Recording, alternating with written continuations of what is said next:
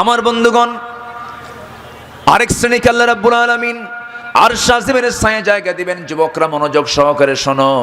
রাজুলুন ইযা দাআতুহু ইমরাতান যাত হাসাবিন ওয়া জামালিন ইন্নী আখাফুল্লাহ। যখন কোনো সুন্দরী সম্ভ্রান্ত কোনো পরিবারের নারী, সুন্দরী রূপবতী সম্ভ্রান্ত কোনো নারী যখন কোনো যুবককে অপকর্মের জন্য, জেনার জন্য এমন জাতীয় যখন কোনো প্রস্তাব দেবে, ওই প্রস্তাবকে ঘৃণা ভরে প্রত্যাখ্যান করে যে যুবক বলবে ইন্নী আখাফুল্লাহ, আল্লাহ বলছেন ওই বান্দাকে আমি আল্লাহ তাআলা আরশ আজিমের জায়গায় ছায়া দিয়ে দেব। যেরকম সুবহানাল্লাহ। আমার বন্ধুগণ, এই জাতীয় গুণগুলো আমাকে আপনাকে অর্জন করতে হবে। আল্লাহ তো আমাকে জান্নাত দিতে চান, আল্লাহ কোনো বান্দাকে জাহান্নাম দিতে চান না। কিন্তু বান্দা জাহান্নামে যাবে বান্দার দোষে না আল্লাহর দোষে? আসতে বলবেন না, বান্দার দোষে না আল্লাহর দোষে? দেখেন, কোন শিক্ষক কি চায় কোন ছাত্র ফেল করুক? কোন শিক্ষক কিন্তু চায় না। কিন্তু কোন ছাত্র ফেল করবে, কোন ছাত্র পাস করবে শিক্ষক জানে কি না? শিক্ষক কিন্তু জানে এই ছাত্রটা আমার ফেল করবে। ৩৯,০০০ ঘন্টায় কিলোমিটার বেগে যদি রওনা দিয়ে দেয়, তার সময় লেগে যাবে ১,১৫,০০০ বছর মাত্র। যাবেন কারা কারা? হাত তোলেন। সম্ভব? আসতে বলে সম্ভব? এই তো মহাশূন্যের কথা বললাম। আকাশ তো দূরেই থাকলো। আল্লাহ বলছেন বান্দা ইমানটা ভালো করে আনবি, সন্দেহ মুক্ত ইমান আনবি, টিকে রাখা ইমান নিয়ে যদি তুই আমার কাছে আসতে পারিস বান্দা, আমি তোর জন্য আসমানের দরজা খুলে দেব। আমার স্পেশাল ফ্লাইটে করে তোকে আমি আরশ আজিমের ছায়ায় আমি তোকে জায়গা দিয়ে দেব। যেরকম সুবহানাল্লাহ। কাদেরকে দিবেন জান্নাতের সেই আরশ আজিমের জায়গা, ছায়ায় জায়গা দিবেন কাদেরকে? আল্লাহ রাব্বুল আলামিন বলছেন ইমামুন আদিলুন, হাদিসে কুদসিতে এসেছে ন্যায় বিচারক। আল্লাহ ন্যায় বিচারককে এক জায়গায় প্রথমে রাখলেন কেন? আল্লাহ নিজেও বিচারক, বান্দাও বিচার করে। বান্দা যদি আল্লাহর নিয়ম মাফিক যদি বিচার করতে পারে, আল্লাহ বলছেন বান্দা আমি তোকে ১ নম্বরের তালিকায় রাখলাম। যেরকম সুবহানাল্লাহ। আজকে গোটা পৃথিবীতে সবচেয়ে বড় বিতর্কিত জায়গা হলো বিচার ব্যবস্থা। আসতে কোন কেন? জনগণ ঠিক কিনা? বিচার কি স্বাধীন? বিচার ব্যবস্থা কি স্বাধীন? না, পৃথিবীর কোথাও স্বাধীন নয়। জোর যার, বলেন জোর যার, মুল্লুক তার। শেষ পর্যন্ত আমি আপনাকে যে বিষয়টা আমি আপনাকে উপস্থাপন করতে চাচ্ছি, জান্নাত পেতে হলে শুধু সস্তা সস্তা আমল করে জান্নাত পাওয়া যাবে না।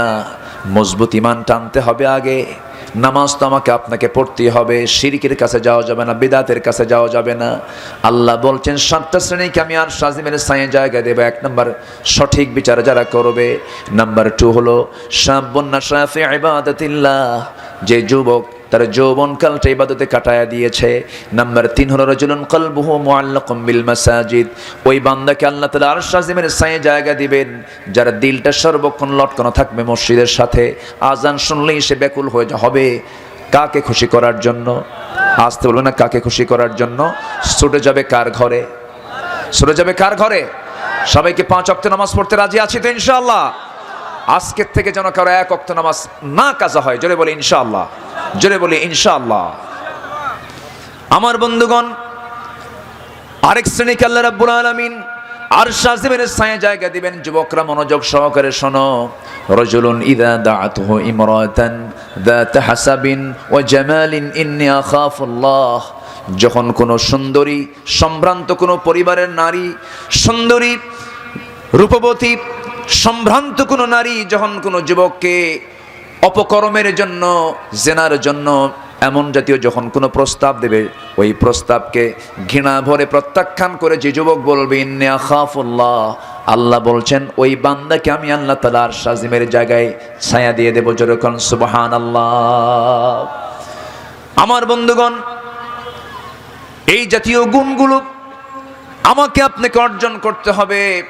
আল্লাহ তো আমাকে জান্নাত দিতে চান, আল্লাহ কোনো বান্দাকে জাহান্নাম দিতে চান না। কিন্তু বান্দা জাহান্নামে যাবে বান্দার দোষে না আল্লাহর দোষে? আসতে বলবেন না, বান্দার দোষে না আল্লাহর দোষে? দেখেন, কোন শিক্ষক কি চায় কোন ছাত্র ফেল করুক? কোন শিক্ষক কিন্তু চায় না। কিন্তু কোন ছাত্র ফেল করবে, কোন ছাত্র পাস করবে শিক্ষক জানে কি না? শিক্ষক কিন্তু জানে এই ছাত্রটা আমার ফেল করবে, শিক্ষক জানেন এই ছাত্র ফেল করবে, এই ছাত্র পাস করবে, শিক্ষক কিন্তু ঠিকই জানেন, কিন্তু দোষ তো শিক্ষকের দেওয়া যাবে না। একদিন এই প্রশ্ন মনে হলো আল্লাহর পয়গম্বর একজন ছিলেন যিনি আল্লাহর সঙ্গে কথা বলতেন ডাইরেক্ট। মুসা আলাইহিস সালাম একদিন বলছেন, আল্লাহ তোমাকে একটা প্রশ্ন করব। কি প্রশ্ন? আল্লাহ তুমি বান্দাকে কেমন ভালোবাসো? খুব ভালোবাসি। আল্লাহ তুমি বান্দাকে যদি খুব ভালোবাসো তবে একটা প্রশ্ন, সেই প্রশ্ন হলো তুমি জাহান্নাম বানাইলা কেন? কি প্রশ্ন করছে? জাহান্নাম বানাইছো কেন? আল্লাহ বললেন, মুসা কেন, কি প্রশ্ন, তোমার কি মনে হচ্ছে বলো। এবার মুসা বলছেন, আল্লাহ তোমার দয়া মায়া সবচাইতে বেশি, কিন্তু তোমার এই দয়া মায়া থাকার পর তোমার বান্দাগুলো জাহান্নামে যাবে, তুমি কেমন করে সহ্য করবা? আল্লাহ বলছেন, মুসা তুমি আমাকে এই প্রশ্ন করে তুমি কি বুঝাতে চাও? আল্লাহ আমি বুঝি না, তুমি আমার একটু বুঝাইয়া দাও। আল্লাহ বলেন, মুসা তোমাকে বুঝাইয়া দিচ্ছি। এই মুহূর্তে তুমি হাতের মধ্যে কিছু গমের বীজ নাও। গমের বীজ নিলেন, গম ছিটাইয়া দিলেন জমিতে। ছিটাইয়া দেওয়ার সঙ্গে সঙ্গে সেই গমের আবাদ হলো, গমের গাছ হলো, গমটা পাকলো। গম পাকার পর সেই গমগুলো নিয়ে কেটে নিয়ে বাড়িতে চলে আসলেন, গোলায় ভরালেন।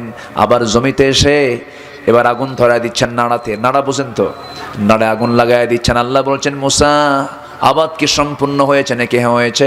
তুমি জমিতে আগুন লাগাও কেন? আল্লাহ আমি তো আসল গমগুলো তো আগুন লাগাই নাই, যেটা আমার কাজের গম সেই গমগুলো তুলে নিয়ে আমি গোলায় রাখছি, আর এগুলো অকাজের গম, এগুলো কোনো কাজে আসবে না, এই জন্য আগুন ধরাইয়া দিছি।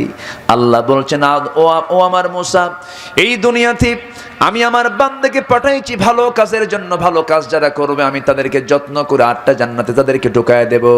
আর যারা ভালো কাজ করবে না, যারা কাজের বান্দা না অকাজের বান্দা, ওদেরকে আমি তোমার মতো আগুন দিয়ে জ্বালায় আসা জাহান্নাম পুরা করবো। যেরকম নাউজুবিল্লাহ। মুসা কয়, আল্লাহ এখন বুঝলাম, এখন বুঝলাম। তাহলে ভালো কাজের ভালো ফল, মন্দ কাজের মন্দ ফল। সেই জান্নাত এবং জাহান্নামের বিশ্বাস আছে না নাই? সামনে আমার জন্য 2টা পথ খোলা আছে না নাই বলেন? আমরা কোন পথে যেতে চাই? জাহান্নামের দিকে না জান্নাতের দিকে? বাম দিকে না ডান দিকে?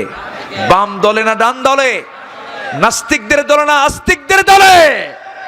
আল্লাহর দলে আমরা চলে যাব। জোরে বলি ইনশাআল্লাহ। আলা ইন্না হিজবাল্লাহি হুমুল গালিবুন। সাবধান, আল্লাহর দলগুলি বিজয়ী হয়ে যাবে, আল্লাহর দলগুলি বিজয়ী হয়ে যাবে। ইহুদির পতন হবে, দাজ্জালকে মোকাবেলা করা হবে, ইসলামের বিজয় হবে। সামনের দিন কোন বাতিল শক্তি আর মাথা উঁচু করে দাঁড়াতে পারবে না ইনশাআল্লাহ বলেন। আমরা ইমানের বলে বলিয়ান হব, আমরা ঐক্যের প্ল্যাটফর্মে চলে আসব। আল্লাহ তুমি সবাইকে কবুল করো। জোরে বলি আল্লাহুম্মা আমিন। কেউ উঠবেন না, আজান আরো আধা ঘন্টা আগে হয়েছে। আমি আপনাদেরকে অনেক জোর করে বসায় রেখেছি, অনেক ধৈর্যের পরিচয় আপনারা দিয়েছেন। আমাদের সম্মানিত স্যার, উনি এই গ্রাম শুধু নয়, এই জনপদের তিনি একটা রত্ন অহংকার। আলহামদুলিল্লাহ বলেন, জোরে বলি আলহামদুলিল্লাহ। আমরা তার জন্য দোয়া করি, আল্লাহ তুমি তাকে সিহাতে কুল্লিয়া দান করো। আল্লাহ তুমি তাকে দ্বীনের জন্য, কোরআনের জন্য তুমি আল্লাহ কবুল আর মঞ্জুর করে নাও। জোরে বলি আল্লাহুম্মা আমিন। তো আমি শেষের দিকে যাচ্ছি। আমি চাচ্ছি যে আজকে এখানে একটা আসরের সালাতের জামাত আদায় হয়ে যাক। আপনারা কি মনে করেন?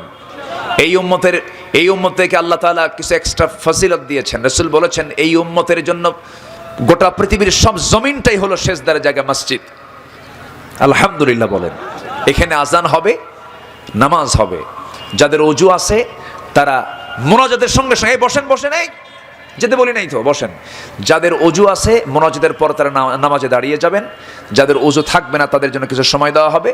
সবাই আমরা নামাজের মধ্য দিয়ে আমরা এখান থেকে বিদায় নেব। জোরে বলি ইনশাআল্লাহ। সবাই বসুন। তার আগ দিয়ে মাদ্রাসার মাহফিল তো আমাকে অনেক আগে বলেছেন, তা আমি বলি নাই। আমার আগের মেহমান বহু সময় ধরে তারা আপনাদের কাছে আবদার রেখেছেন। এই যে ভাইজান, এই যে একটু বসেন, একটু বসেন, একটু বসেন, আমার দিকে তাকান, একটু বসেন। একটু চাদর যাবে, ব্যাগ যাবে। কই চাদর ব্যাগ দিচ্ছেন নাকি? একটু চাদর যাবে, ব্যাগ যাবে। আমরা সবাই কোরআনকে সম্মান জানিয়ে যে যা পারি আমরা দিল থেকে দেওয়ার চেষ্টা করব। জোরে বলি ইনশাআল্লাহ। ব্যাগ যাচ্ছে, আমরা সবাই দেব। জিকির করি সুবহানাল্লাহ ওয়ালহামদুলিল্লাহ লা ইলাহা ইল্লাল্লাহ সুবহানাল্লাহ। পিছন থেকে আসেন, পিছন থেকে ব্যাগ নিয়ে আসেন। আমরা যে যা পারি আমরা সবাই দেব দিল থেকে। আল্লাহ তুমি সবাইকে দিল থেকে দেওয়ার তৌফিক দাও। জোরে বলি আমিন, জোরে বলি আমিন। যে মাহফিলের সম্মানিত সভাপতি জনাব তোফাজ্জল হোসেন তিনি নগদ দিয়েছেন 1,30,000 টাকা। জোরে বলি।